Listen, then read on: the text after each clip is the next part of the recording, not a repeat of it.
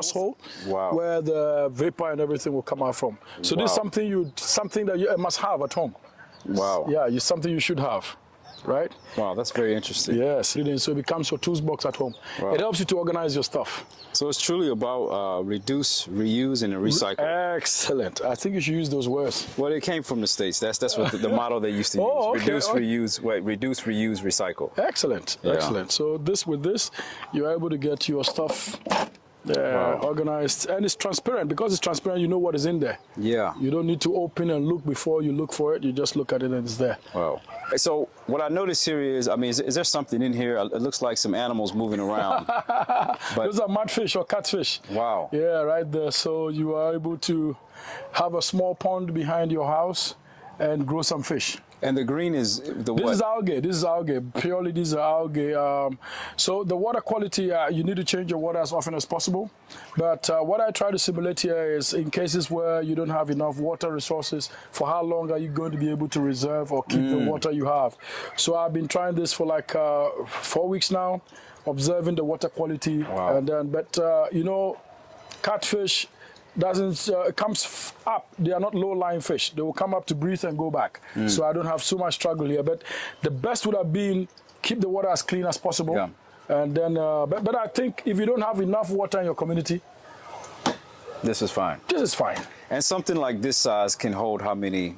Okay, so you normally want to hold 50. I mean, from start to end, if you're going to keep fish per square area, 50. Let's say per cubic, 1 by 1 by 1, you should keep about between 50 and 80 fishes. Wow. So you look at the volume you want to keep and then design to fit. Wow. Yeah. So I'm sure you'll dash me some as I'm leaving. Oh yeah, certainly. I think we have the net here. We will scoop out some for you. Listen, for tonight I don't have dinner, so I have to. So this is your storage tanks. Yeah, these are some storage tanks for watering the greenhouse, and then also for storing some of the wastewater from the fish. We keep them to reuse. Wow. Yeah. And here, it's just a small kit. I wanted to demonstrate to you some of the small kits. This is just a small 400-watt inverter complete system. It has a small battery inside, and with that small solar panel, you can actually power a fan. But here I'm just demonstrating how you can use it to pump water at home. Yeah, so let me see how that works. Let me show you how that works. So this is my DC water pump. Now, a water pump like this would be good for farming or... Oh, it'd be good for farming. It's good also for circulating water at home. Okay. All right. I mean, depending on the level of your tank.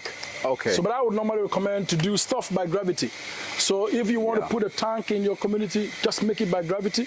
You pump up and the rest will come by gravity. In that case, you pump once, and after pumping, the rest of the activity will be managed by gravity. This is really important because I learned the hard way that when it's not powered by gravity, let's say, for example, even if you're not totally off-grid, but you're relying on electricity. Yes. And so your water is coming through your house, through an electric pump, and your lights go off. Oh, then you're in trouble because you're not going to have water at all. Yes. So I would always recommend use the least amount of energy to execute everything you need. So for me, I would recommend have water in an overhead tank that allows you to get water whether there's power, there's no power, by gravity.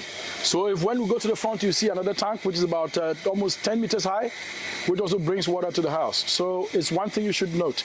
But in case you need to use a pump, I always recommend very energy efficient pumps. These are DC pumps, which can be used to pump water at home and all that.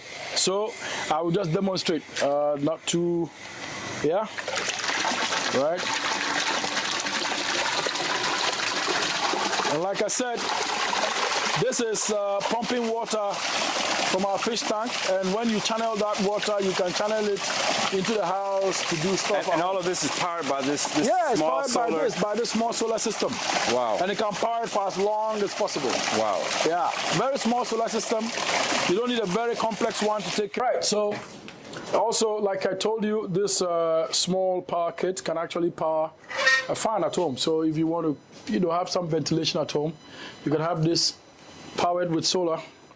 So that's it. I switch it on, and I can relax and enjoy some fresh air. Tim, I'm sure you want to feel it.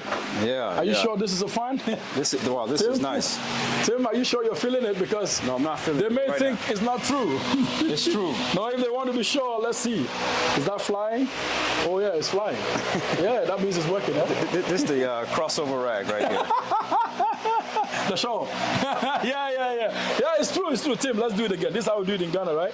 When you're praising God and dancing. That's right. All right, guys. So basically, solar or living off grid means that you need to live smart, cut down your losses, and remember you have a very finite supply.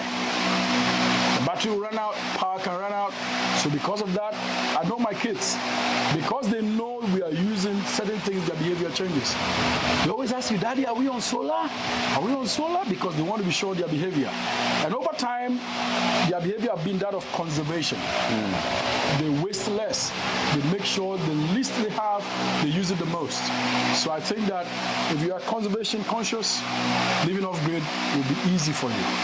Wow. Thank you, Tim. Well, Mr. Paul, listen, this has been so informative. I've learned so much. I'm even asking why I didn't get you to do more stuff in my house. I'm sure just because of the money. Yeah. But I'm so grateful we'll cross for that bridge. Yeah. Yeah. But I'm so grateful for the information. I know the audiences out there are also grateful for the information. So, folks, listen. The information, he's available for consultation. If you want to know how to develop an off-grid lifestyle, all of his information is right there in the description below. As always, I know you love this content, so make sure you like the video, make sure you subscribe. Until next time, peace.